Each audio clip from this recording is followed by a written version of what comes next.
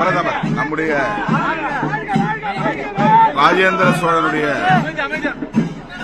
திருவாதிரை திருவிழாவில் பங்கேற்க பிரதமர் வருகிறார். அவரை வரவேற்க வேண்டியது தமிழர்களின் மரபு. அந்த வகையிலே தொகுதியின் நாடாளுமன்ற உறுப்பினர் என்கிற முறையிலும் மண்ணின் மைந்தர், இந்த மண்ணுக்கு உரியவன் என்கிற முறையிலும் அவரை வரவேற்பதில் மகிழ்ச்சி அடைகிறேன். மோடியோட மேடையில் கலந்துக்கிற போறீங்க, எப்படி பாக்குறீங்க? அவர் பிரதமர், நான் எம்பி, அவ்வளவுதான். அனைவருக்கும் வணக்கம். நமது இந்திய நாட்டின் பிரதமர் ஐயா மோடி அவர்கள் இன்று தமிழ்நாட்டுக்கு வந்திருந்தார். அவர் வந்தது பார்த்தீங்கன்னா சில நலத்திட்டங்களை வழங்குவதற்காகவும் சில திட்டங்களை அறிவித்துதான் வந்திருந்தார்கள். அதன்படி தூத்துக்குடியில் போற்று விமானத்துறை விரிவாக்கத்துக்கு அதை திறந்து வைக்கிறதுக்காக வந்திருந்தாங்க. வந்திருந்த நிகழ்ச்சிகளை பார்த்தீங்கன்னாக்கா நம்ம தமிழ்நாட்டில் பார்த்தீங்கன்னா கோபேக் மேடி சென்ற ஆட்சியில் அதிமுக ஆட்சியில் கோபேக் அடி சொல்கிறவர்கள் தான் தற்போது அவரை வரவேற்கிறார்கள். வெள்ளைக்கம்பளம் விருத்து சிவப்புகள் மறுத்து வரவேற்கிறார்கள். என்ன கேட்டிங்கனாக்கா, உடனே ஐயா மு.க. ஸ்டாலின் ஐயா நம்ம கடந்த சாணங்களில் செய்தி கேள்விப்பட்டிருப்பீங்க, ஹாஸ்பிட்டல் அனுமதின்னு சொல்லிட்டு. இப்போ தான் செய்தி தெரிகிறது. நம்ம முதல்வர் பாரத பிரதமர்களை ஈவினிங் மாலை ஒரு 4:30 மணிக்கு சேர்றாங்க அப்படின்னு ஒரு கேள்விப்பட்டதுங்க. ஒரு நாளுக்கு முன்னாடி சொன்னாங்க. அந்த செய்தி கேள்விப்பட்டோன்னா அப்போதான் எனக்கு ஞாபகம் வந்துச்சு. அப்போ ஐயா ஸ்டாலின் அவர்கள் உண்மையோ தலை சுற்றலை, ஆஞ்சியோஸ் அப்படிங்கிற ஒரு சிகிச்சையும் நடைபெறலை. தலை சுற்றலுங்கிற பேரில் அங்கே ஹாஸ்பிட்டலுமே அட்மிட் ஆகிட்டாங்க. ஐயா மோடி அவர்கள் இன்று பொறுப்போ சென்ற பிறகு திருப்பியும் ஹாஸ்பிட்டல்லேருந்து விழுந்துட்டாங்க. இப்போ நோக்கம் என்னன்னு கேட்டீங்கன்னா, ஏற்கனவே கோபேக் படி இதை வச்சு தான் அவங்க சென்ற ஆட்சியில் இப்போ பெரிய அரசியல் ஸ்ட்ராட்டஜி எடுத்துக்கிட்டு இருந்தாங்க. இப்போ அதே ஸ்ட்ராட்டஜி எடுக்க முடியாத ஆளுங்கட்சி இப்போ வந்த பிறகு ஐயா மோடி அவர்களை சிவப்பு கம்பளம் எடுத்த பிறகு வெள்ளை கொடியை எடுத்து வரவேற்பார்கள். இப்போ ஒன்றும் எதிர்க்க முடிய ஏற்கனவே பல குற்றச்சாட்டுகள் இவர்கள் மீது இருக்கிறது. ஏகப்பட்ட திமுக சார்ந்த அமைச்சர்கள்லேருந்து தன் மகன் உதயநிதி வரைக்கும் பல முறைகேடுகள் இருக்குது. டெல்லியில் சந்தித்திருப்பார்கள். போய் சென்ற செய்திகளாக பார்த்துருப்பீங்க, கடந்த செய்திகளாக பார்த்துருப்பீங்க. இதன் அடிப்படையில் இப்போ எதிர்க்க முடியாத சூழ்நிலை இருக்கிறார்கள். பிஜேபி என்று சொல்வார்கள். ஆனால் இப்போ கேட்டாக்கா இணக்கமாக இருக்கிறது என்று பேசுவார்கள். அதிமுக ஆட்சியிலும் போது ஐயா மோடி பிரதமருடைய சந்தித்த இணக்கமாக இருந்தால் அது அடிமைன்னு சொல்வார்கள். இதை ஒட்டி தான் கனிமொழி அவர்கள் முன்பு ஒரு பேசிய காணொலி தற்போது வைரலாக வருகிறது. இந்த பிரதமர் முதலமைச்சர் அவர்களும் துணை அமைச்சர் அவர்களும் மோடியை வரவேற்பது ரொம்ப கோழைத்தனமானதான். இவர்கள் மதிக்கவில்லை அப்படின்ட்டு ஒரு காணொலி பார்க்கப்படுகிறது. பிரதமர் நேரம் கொடுக்கல, ஆனா அவர் வரும்பொழுது அவரை வரவேற்பதற்கு முதலமைச்சரும் துணை முதலமைச்சரும் போய் அங்க பச்சை சால்வையையும் பச்சை புத்தகத்தையும் வைத்து கொண்டு காத்திருக்கிறார்கள். இது தமிழர்களுடைய உணர்வுகளை மதிக்காமல் துரோகம் செய்யக்கூடிய மத்திய அரசாங்கத்திற்கு இவங்க சிகப்பு கம்பளம் அல்ல பச்சை கம்பளமே விரித்து வரவேற்கிறார்கள். இதுதான் இங்க இருக்கக்கூடிய அரசாங்கத்தின் கோழை தன்மையை தெளிவுபடுத்துகிறது. இதுதான் இவர்கள் லட்சணம். அப்போ தற்போதைய இந்த கேள்வி கனிமொழி அவர்கள் ஏன்னு கேட்கவில்லை? எதுக்காக நீ வரவேற்கிறீர்கள்? இப்போ சமயத்தில் ஐயா முதல்வர் ஸ்டாலின் ஐயா அவர்கள் ஆசைப்படுத்தாங்க. அமைச்சர் தங்க தென்னரசு மூலியமாக நம்ம தமிழ்நாட்டுக்கு என்னென்ன கோரிக்கைகள் தேவைன்னு சொல்லி அந்த கோப்புகளை ஒப்படைத்து அவங்க ஐயா மோடி அவர்களை ஒப்படைக்கிறதாக போகிறாங்க. அப்போ தங்க தென்னரசு அவர்களை கொடுக்குறார்கள். மோடி தமிழகம் வருவது மிக நமக்கு பெருமை அளிக்கிறதுன்னு சொல்கிறார்கள். இதே தங்கம் தென்னரசு அவர்கள் தான் போன தடவை ஐயா கோபேக் படி சொல்லி ஒரு கும்பலை சேர்ந்து கோபேக் படி போட்ட ஒரு புகைப்படை பார்க்க முடிந்தது.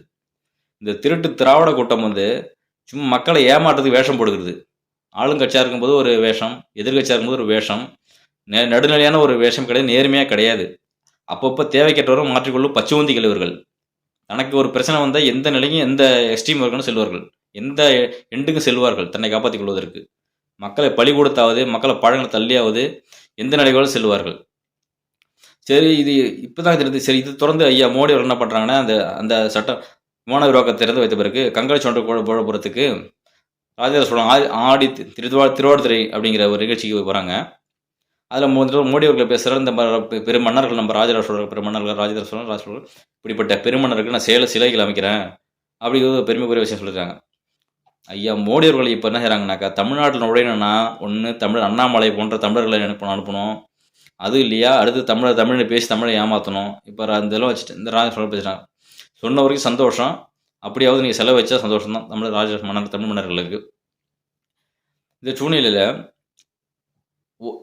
இதில் ஒரு ஐயா ஸ்டாலின் அவர் சொல்கிறார்கள், என்னால் வந்து மருத்துவர்கள் வந்து என்னை வந்து ஓய்வு எடுக்க சொல்கிறாங்க, என்னால் ஓய்வு எடுக்க முடியல. ஓரணியில் தமிழ்நாடுங்கிற முதல்ல கழக நிர்வாகிகளும் மாவட்ட பொறுப்புகளும் மண்டல பொறுப்புகளும் தமிழ்நாடு முழுவதும் போய் சென்றிருக்கிறாங்க. அவங்க சிறப்பாக செயல்படணும். அவங்க சொன்ன செய்தி 150 பேர் நாங்கள் இலக்கு எட்டி விட்டோம். 30% மேலே வாக்குகளை நம்ம எட்டி அடைத்து விட்டோம். மீதி தொகை இலக்கு அடையணும், நீங்கள் தொய்வில்லாமல் பண்ணணுங்கிறத வந்து தொடர்ந்து கண்காணித்துக்கிட்டு இருக்காங்க. அந்த மகிழ்ச்சியை வெளிப்படுத்துகிறாங்க ஐயா ஸ்டாலின் அவர்கள்.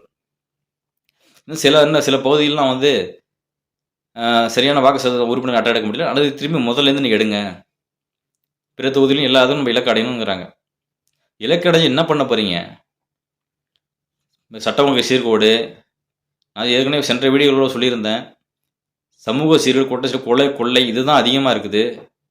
எதுக்கு நீங்கள் இந்த ஏற்கனவே இருக்கிற இந்த ஆட்சி முடியல, இருக்கிற 2.0 ஆட்சி வச்சு என்ன பண்ண போகிறீங்க நீங்கள்? இது ஒரு ஆட்சி கிடையாது. இந்த ஆட்சியில் இருந்து என்னத்தை சாதிக்க போகிறீங்க? இப்படி பல கேள்விகள் மக்களிடையே இருக்கிறது. இதில் ஒரு எங்கள் கோப்புகள்லாம் கொடுத்து அனுப்புறீங்க. இப்போ என்ன காரணம் கேட்டீங்கன்னாக்கா, கோபேக் மணி தொகுதி இப்போ நேரடியாக ஐயா ஸ்டாலின் அவர்கள் போய் ஸ்டாலின் தலைமையில் அவங்க கட்சி நிர்வாகிகள் பொறுப்பான இந்த கோபேக் மொழி பிடிக்க முடியாது.